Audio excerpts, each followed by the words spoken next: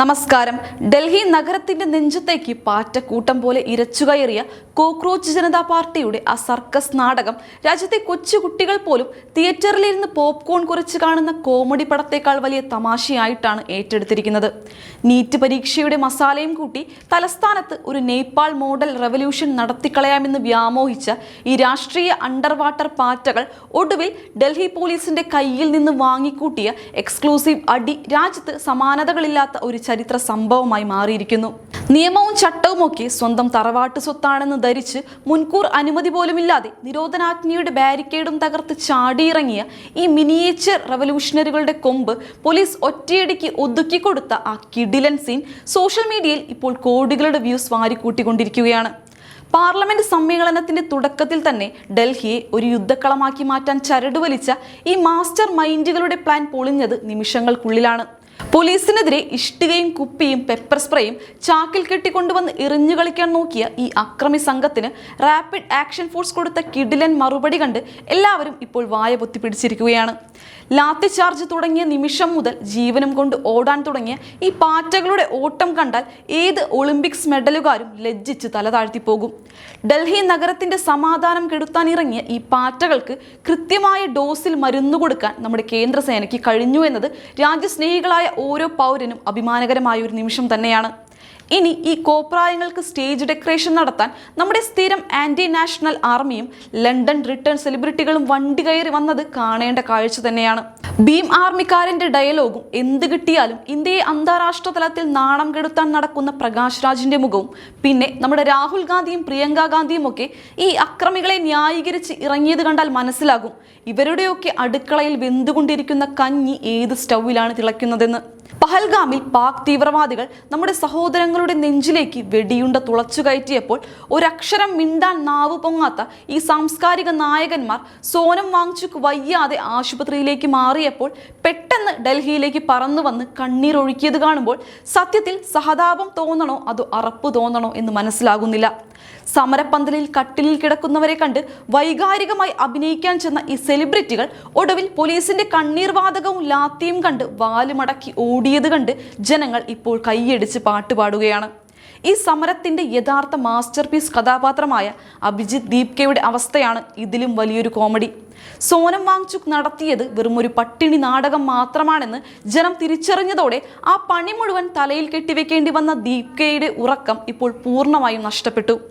മാധ്യമങ്ങളുടെ മുന്നിൽ വാങ്ചുക്കിനെ എറിഞ്ഞുകൊടുത്ത് 5 സ്റ്റാർ ഹോട്ടലിൽ കയറി ബിരിയാണി സാപ്പിടാൻ പോയ ഈ മാന്യന്മാർക്ക് ഡൽഹി പോലീസ് നൽകിയ പണി അവരുടെ കരിയറിലെ ഏറ്റവും ബെസ്റ്റ് പെർഫോമൻസ് തന്നെയായിരുന്നു.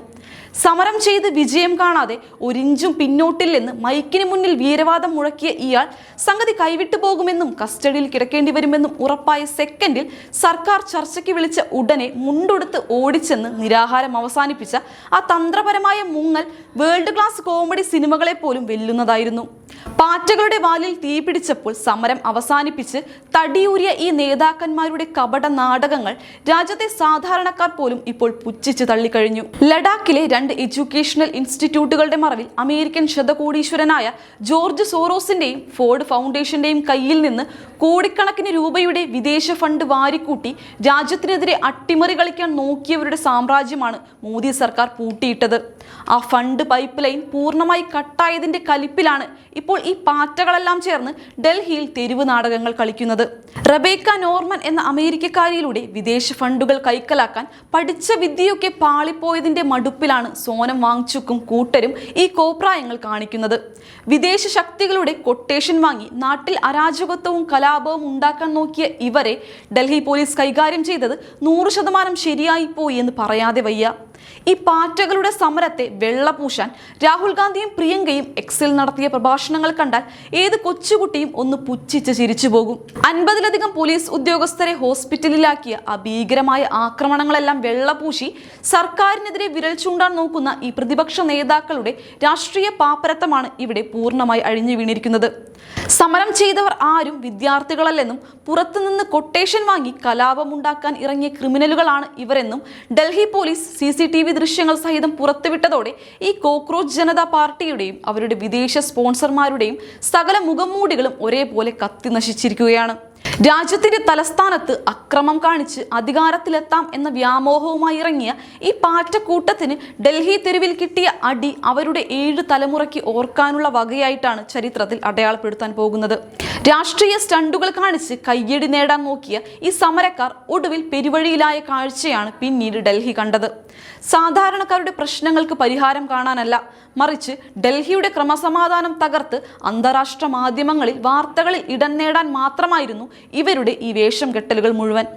പോലീസിന്റെ ബാരിക്കേഡുകൾ ഓരോന്നായി തകർത്തെറിഞ്ഞ് മുന്നോട്ട് കുതിച്ച ഈ അക്രമികൾക്ക് കൃത്യമായ മറുപടി നൽകാൻ നമ്മുടെ സുരക്ഷാ സേന കാണിച്ച ആത്മധൈര്യം അപാരമാണ്. വിരലിലെണ്ണാവുന്ന ചില നേതാക്കളുടെ സ്വാർത്ഥ താല്പര്യങ്ങൾക്ക് വേണ്ടി നിരപരാധികളായ യുവാക്കളെ മുൻനിർത്തി നടത്തിയ ഈ കളി ഒടുവിൽ ഇവർക്ക് തന്നെ വിനയായി മാറിയിരിക്കുന്നു. ഇനി ഇതിന്റെ പേരിൽ പാർലമെന്റിനകത്ത് പ്രതിപക്ഷം നടത്തുന്ന നാടകങ്ങളും കണ്ട് ജനം ഇപ്പോൾ പുച്ഛത്തോടെ തലയാട്ടുകയാണ്. ജനങ്ങളുടെ നികുതി പണം കൊണ്ട് പ്രവർത്തിക്കുന്ന പാർലമെന്റ് സമ്മേളനം ജനക്ഷേമകരമായ കാര്യങ്ങൾക്ക് ഉപയോഗിക്കാതെ ഇത്തരം തെരുവ് ഗുണ്ടകളെ പിന്തുണയ്ക്കാനും സഭ സ്തംഭിപ്പിക്കാനും മാത്രമാണ് കോൺഗ്രസും സഖ്യകക്ഷികളും മത്സരിക്കുന്നത്. രാജ്യത്തിന്റെ പുരോഗതിയും വികസനവും കണ്ണിലെ കരടായി കാണുന്ന ഈ ശക്തികൾക്ക് ഡൽഹിയിലെ തെരുവിൽ ലഭിച്ച മറുപടി ഒരു തുടക്കം മാത്രമാണ്. അരാജകത്വത്തിന്റെ വിത്തുകൾ പാകി രാജ്യത്ത് കലാപമുണ്ടാക്കാൻ നോക്കുന്ന ഏത് സംഘടനയായാലും അവരുടെ പിന്നിൽ എത്ര വലിയ കുത്തകകളോ വിദേശ ശക്തികളോ ഉണ്ടെങ്കിലും നിയമത്തിന്റെ കരങ്ങൾ അവരെ തേടിയെത്തുക തന്നെ ചെയ്യും എന്നതിന്റെ ഏറ്റവും വലിയ തെളിവാണ് കഴിഞ്ഞ ദിവസം ഡൽഹിയിൽ നമ്മൾ കണ്ടത്. സ്വന്തം രാജ്യത്തെ നശിപ്പിക്കാനിറങ്ങുന്ന ഇത്തരം ശക്തികൾക്ക് ഇനിയും ശക്തമായ തിരിച്ചടികൾ തന്നെയായിരിക്കും കാത്തിരിക്കുന്നത് എന്നത് 100% ഉറപ്പുള്ള കാര്യമാണ്. ഇത്തരം താറടിച്ച രാഷ്ട്രീയ നാടകങ്ങളുമായി വരുന്നവരെ ഓരോരുത്തരെയായി തുറന്നു കാണിക്കേണ്ടത് കാലഘട്ടത്തിന്റെ ആവശ്യമാണ്. വിദ്യാർത്ഥികളെ മുൻനിർത്തി സ്വന്തം കാര്യം സാധിച്ചെടുക്കാൻ നോക്കുന്ന ഈ കുടില ബുദ്ധിക്കാർക്ക് ഡൽഹി ജനതയും പോലീസും നൽകിയ ശക്തമായ പ്രഹരം വരും ദിവസങ്ങളിൽ രാഷ്ട്രീയ കേരളത്തിലും വലിയ ചർച്ചയാകുമെന്ന് ഉറപ്പാണ്. രാജ്യത്തിന്റെ സുരക്ഷയെയും സമാധാനത്തെയും തകിടം മറിക്കാൻ നോക്കുന്ന ഏത് ശക്തികളായാലും അവരെ വേരോടെ പിഴുതെറിയാൻ നമ്മുടെ സംവിധാനങ്ങൾക്ക് സാധിക്കുമെന്നത് വീണ്ടും ഒരിക്കൽ കൂടി തെളിയിക്കപ്പെട്ടിരിക്കുന്നു. വിദേശ ഫണ്ടുകളുടെ ഹുങ്കിൽ ഡൽഹിയെ കത്തിക്കാമെന്ന് കരുതിയവരുടെ ചിറകുകൾ ഒതുക്കിയ ഡൽഹി പോലീസിന്റെയും റാപ്പിഡ് ആക്ഷൻ ഫോഴ്സിന്റെയും കർശന നടപടി രാജ്യത്തുടനീളം വലിയ പ്രശംസയാണ് നേടിയെടുക്കുന്നത്. അരാജകത്വത്തിന്റെ വിത്തുപാകാൻ ഇറങ്ങിയ പാറ്റകൾക്ക് ഇനി ഒരിക്കലും തലപൊക്കാൻ കഴിയാത്ത വിധത്തിലുള്ള ശക്തമായ തിരിച്ചടിയാണ് ഡൽഹി തെരുവിൽ ലഭിച്ചിരിക്കുന്നത് എന്നത് ഏതൊരു രാജ്യസ്നേഹിക്കും അഭിമാനമായി മാറുന്ന ഒന്നാണ്. ഈ വിഷയത്തെക്കുറിച്ചുള്ള നിങ്ങളുടെ അഭിപ്രായങ്ങൾ താഴെ കമന്റ് ചെയ്യുക. മറ്റൊരു പ്രധാന രാഷ്ട്രീയ വിശകലനവുമായി ഞാൻ വീണ്ടും വരാം. നന്ദി.